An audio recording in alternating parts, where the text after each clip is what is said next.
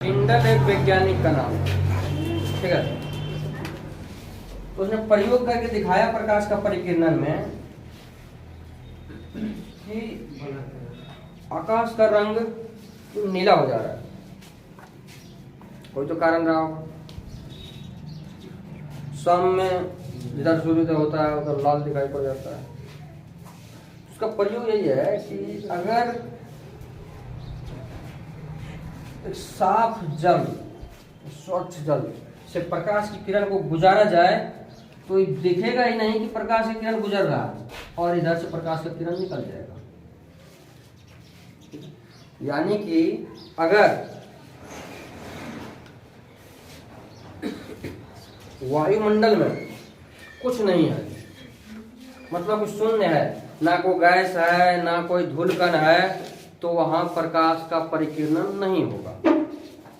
इसी के हम लोग को आसमान नीला दिखाई पड़ता है। कारण ये है प्रकाश का परिकिरणन, यानी कि प्रकाश का किरण किसी गैस के कण से या धूल के कण से टकरा करके छितराया, जिसके कारण आकाश नीला दिखाई पड़ता है। यही आदमी को अंतरिक्ष में भेज दिया जाए तो उसे नीला दिखाई नहीं पड़ेगा, उसे काला दिखाई पड़ेगा। काला क्यों दिखाई पड़ रहा है? क्या वहाँ प्रकाश किरण नहीं, वहाँ सूर्य का प्रकाश किरण नहीं पहुंच पा रहा है। वहाँ light of scattering of light नहीं है, प्रकाश का परिकिरण नहीं हो पा रहा है। जब प्रकाश का परिकिरण नहीं होगा तो लाल पीला हरा हमको लाइट से कुछ नहीं दिखेगा। अब जैसे ये प्रकाश का किरण एक सॉल्वेंट से या एक विलय से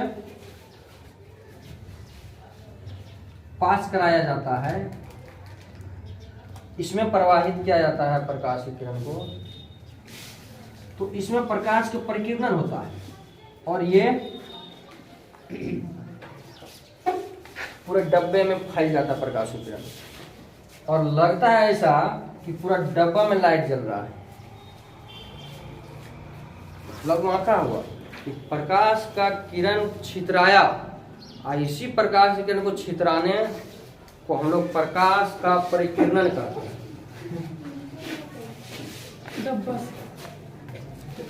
बन रहा है, उसका भी प्रयोग कर दिए थे।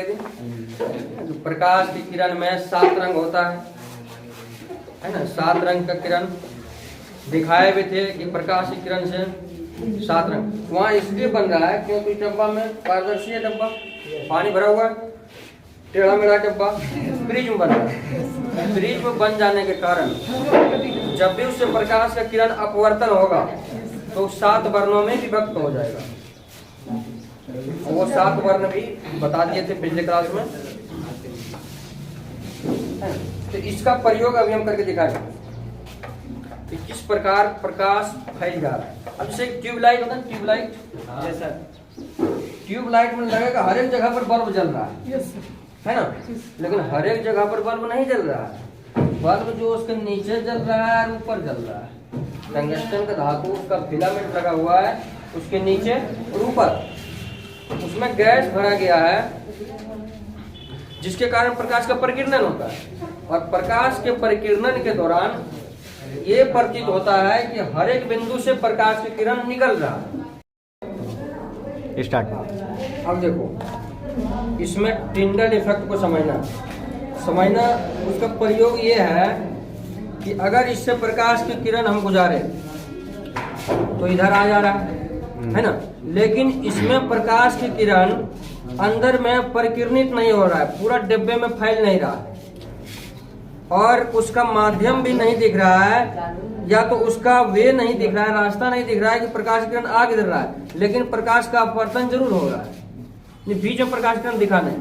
अब यही प्रयोग एक सॉल्वेंट में यानी एक विलायक में लोग करेंगे तो इसमें क्या होगा कि प्रकाश की किरण का परिकिरणन हो रहा है, यानी कि उतना ही पानी है इसमें भी, बस इसमें थोड़ा सा दूध घोल दिए, यानी कि इसमें अणु का मात्रा बढ़ा दिए। इस पदार्थ में या इस जल में अणु के मात्रा को बढ़ा दिए जिससे प्रकाश का परिकिरणन बहुत अधिक हुआ। अब बहुत अधिक होने के कारण इसमें प्रकाश का परिकिरणन हो रहा है। प्रकाश में परिकिरणन होने के कारण इस डब्बे में हर एक बिंदु से प्रकाश लगता है उत्सर्जन हो रहा है, लेकिन इसमें हर एक बिंदु से प्रकाश का उत्सर्जन नहीं पता चल रहा। यही है टिंडल इफेक्ट।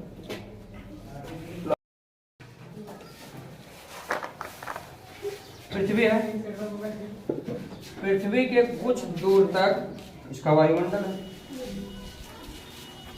वायुमंडल में बहुत सारे गैस हैं, ऑक्सीजन है, नाइट्रोजन है, हीलियम है, हाइड्रोजन है, धूलकण भी है,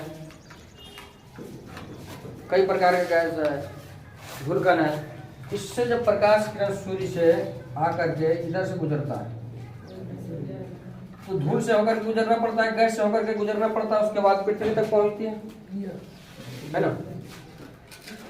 तो इसमें जो गैस का कण उपस्थित है, यहाँ क्या होगा?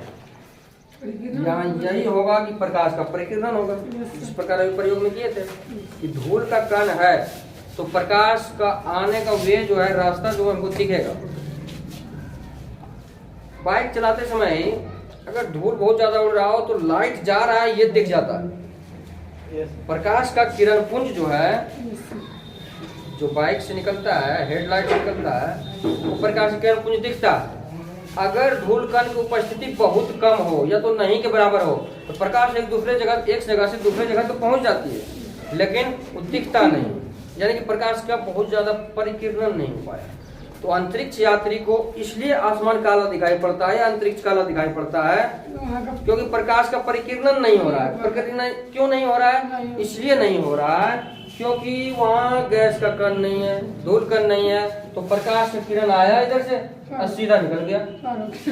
अब यहाँ पर खड़ा हो जाओ तो दिखेगा कि हाँ प्रकाश का किरण उधर से आ रहा, वहां के तो अंतरिक्ष पूरा काला दिखाई पड़ेगा।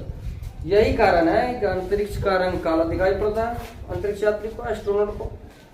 और हमारे पृथ्वी पर वायुमंडल या तो आसमान नीला दिखाई पड़ता है। नीला इसलिए दिखाई पड़ता है जो प्रकाश के किरण का परिकिरण होता है, तो सबसे अधिक परिकिरणित होने वाला प्रकाश का किरण जो है वो नीले रंग का है, और सबसे कम परिकिरण लाल रंग का होता है। जिसका परिकिरण ज्यादा होगा, जो ज्यादा छिद्राएगा, जो ज्यादा फैलेगा, आसमान तो ऐसे ही दिखाई पड़ेगा। और उसी का परावर्तन जब पृथ्वी के जल से होता है तो आसमान से पृथ्वी नीला दिखाई पड़ता है।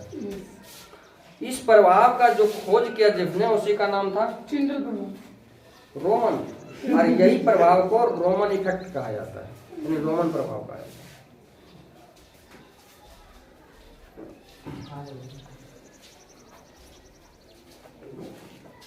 तो ये बात पूरी समझ में आ गई है ना, कि आकाश का रंग नीला क्यों दिखाई पड़ता है, अंतरिक्ष यात्री को अंतरिक्ष काला क्यों दिखाई पड़ता है।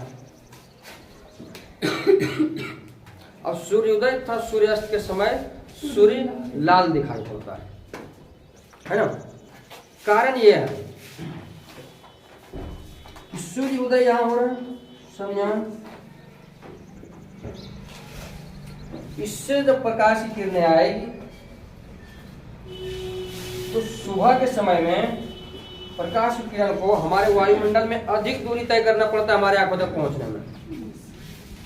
अधिक दूरी तय करने के कारण जिस प्रकाश की किरण का तरंग दैर्घ्य कम होता है उसका विचलन हो जाता है।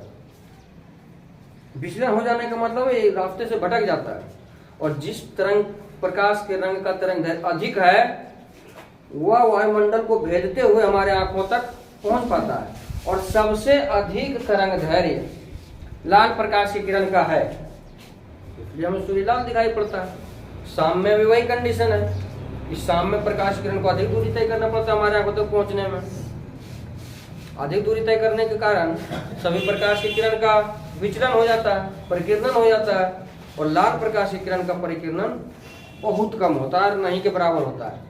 इसलिए सिर्फ लाल प्रकाश की किरण ही सुबह और शाम हमारे आंखों तक पहुंच पाता है, जिसके कारण हम सूर्योदय और सूर्यास्त के समय सूर्य को लाल देख पाते हैं। क्लियर हो गया? अब आकाश में तारे टिमटिमाते नजर आते हैं। चलो टिमटिमाता है नहीं, हम लोगों को टिमटिमाते नजर आते हैं।